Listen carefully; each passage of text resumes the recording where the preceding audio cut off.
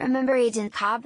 A few weeks ago, the right-wing press frothed with excitement about the revelation that Jeremy Corbyn had meetings with a Czech agent during the Cold War. This spite tale appeared to leave most of the public neither shaken nor stirred. The affair was neatly ridiculed by Private Eye when the magazine chortled that the Labour leader was the spy who came in from the allotment. That business ended up being more damaging to his critics than to Mr. Corbyn. They looked more hysterical than they did sinister. Things are not turning out so positively for the Labour leader after his self-revealing responses to the attempted assassination of Sergei Skripal, a Russian double agent. This is not a cobweb file from the Cold War archive. This is the real-time case of a conspiracy to murder on British soil using a military-grade nerve agent, which poisoned the target, his daughter and a policeman. If it was not an act of war, it was certainly a warlike act. Mr. Corbyn is no longer a backbencher on the margins of his party. He is the leader of Her Majesty's opposition. The positions that he takes matter, here and abroad. They matter a lot. 3 of Britain's closest allies, the US, France and Germany, agree with the British government that the assassination attempt represents an assault on UK sovereignty and that there is no plausible alternative explanation to Russian involvement. If you say we should be a bit wary of taking such statements wholly at face value, I agree. So I also listen to the experts in chemical weapons and Russian politics who also put Moscow on the frame. For my money, one of the big convincers has been the Kremlin's behavior. Vladimir Putin's government has not sounded affronted by this grave charge, it has responded with sneers and taunting. Russian state television, a mouthpiece for the Kremlin, mockingly warns anyone who is a traitor to the motherland not to go to England because in recent years there have been too many strange incidents with a harsh outcome. People get hanged, poisoned, they die in helicopter crashes and fall out of windows in industrial quantities. Moscow formally denies having a hand in attempted murder while simultaneously gloating about deaths on British soil. This is mighty strange behavior if the Putin regime is as innocent as the Siberian snow. The Skripal case fits with an established tradition of using killings by exotic methods to issue fear-instilling messages. The statement is, "We did it and we want you to know we did it because we are too ruthless and powerful to be touched."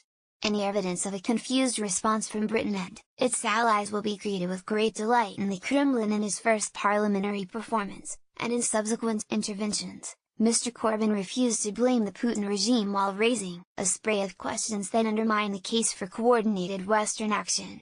Was it really the Kremlin? Can the government prove that?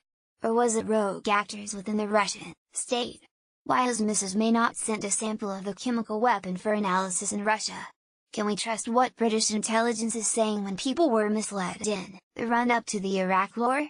Some of these questions might seem reasonable, but collectively, they make him sound like a man searching for any possible reason not to assign responsibility to the Kremlin. Writing in The Guardian, the Labour leader argued that we should not resign ourselves to a new Cold War, a statement apparently oblivious to the fact that the Putin regime is already engaged in a broad-spectrum struggle with democracies. At other times, Mr. Corbyn's position has been just contradictory, as he has tried to bridge the gap between his reflexive reluctance to blame Moscow with the demands of his horrified parliamentary colleagues for a robust stance. So he has ended up saying that Britain should not rush into retaliatory action while at the same time endorsing Mrs. May's expulsion of 23 Russian diplomats identified as intelligence officials. His position has triggered anger among Labour MPs, and that is not just confined to those who have always loathed his leadership. Even allies in the shadow cabinet have disowned him. The turbulent 2.5 years since he became leader have been marked by repeated resignations from the senior team, with the result that everyone within the parliamentary Labour Party who is willing and able to serve on its front bench has sat there. So those now occupying seats in the shadow cabinet are either hardcore loyalists or non-Corbynites who have a high threshold of tolerance. These are not people who will break with him lightly. Emily Thornberry is Mr. Corbyn's constituency neighbour in Islington. When his cheerleaders line up, Ms. Thornberry usually waves the biggest pom-pom. So it was notable when the shadow foreign secretary contradicted him by agreeing that there was prime facie evidence that the assassination attempt originated in Moscow and lambasted the Russians for not even attempting to provide any credible, alternative explanation. The shadow defense secretary, Nia Griffith, was even blunter when she said what her leader will not Russia is responsible for this attack. To understand Mr. Corbyn's prevarications, we need to remember his past. The formative experience of his young adulthood was the Vietnam War, and this animated in, enduring hostility to the West in general and America in particular. He has spent his life campaigning against NATO.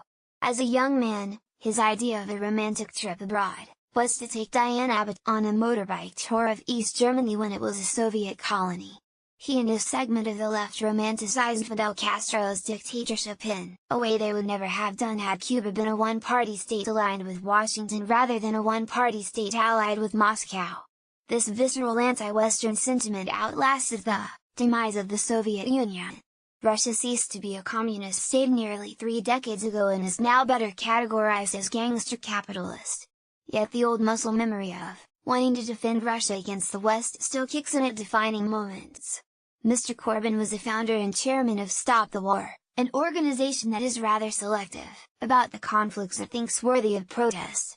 It was hotly opposed to the Western military interventions in Afghanistan, Iraq, and Libya, conflicts then were richly deplored in Mr. Corbyn's piece for The Guardian. Stop the War has been less energetic about organizing demonstrations outside the Syrian and Russian embassies to oppose the atrocities perpetrated by the Assad regime and its sponsors in the Kremlin. The contemporary horrors of Syria didn't merit a single mention in Mr. Corbyn's piece. The positions taken by the Labour leader have consequences. Divide and rule is one of the key ambitions of a Putin foreign policy that aims to destabilize the democracies by fostering divisions within them and by setting one democracy against another. Any evidence of a confused response from Britain and its allies will be greeted with great delight in the Kremlin. The muddle in Labour's position hobbles the opposition from attacking the failings of Theresa May's government in relation to the Putin regime. For a long time now, British ministers have been complaining about the Kremlin's adventurism on Russia's borders, cyber attacks on democracies, the testing for vulnerabilities in energy grids, data networks and other critical infrastructure, and meddling in elections. At the same time, dirty Russian money has been allowed to wash through London. I have heard members of the current cabinet talk privately in alarming terms about threats posed by the Putin regime. The self-same ministers have then turned up in black tie for Tory fundraisers populated with Russian oligarchs. The wife of a former Putin minister is still at a tennis match with Boris Johnson and David Cameron, having made a winning bid of £160,000 for that privilege at a Tory event. There are extremely good points to make about the Russian money sloshing around at the top of British society, and the Tory party's repeated failure to take the necessary steps to clean this up. Points that the Labour Party would make much more powerfully if its leadership wasn't cross-eyed about the Kremlin. Jeremy Corbyn is his party's candidate to be Prime Minister. One reason Labour did not win the last contest was because a crucial segment of the electorate, among the many traditional Labour supporters, did not trust him to keep Britain safe. To put it at its mildest, those voters won't be feeling any more confident now. Andrew Rawnsley is an Observer columnist.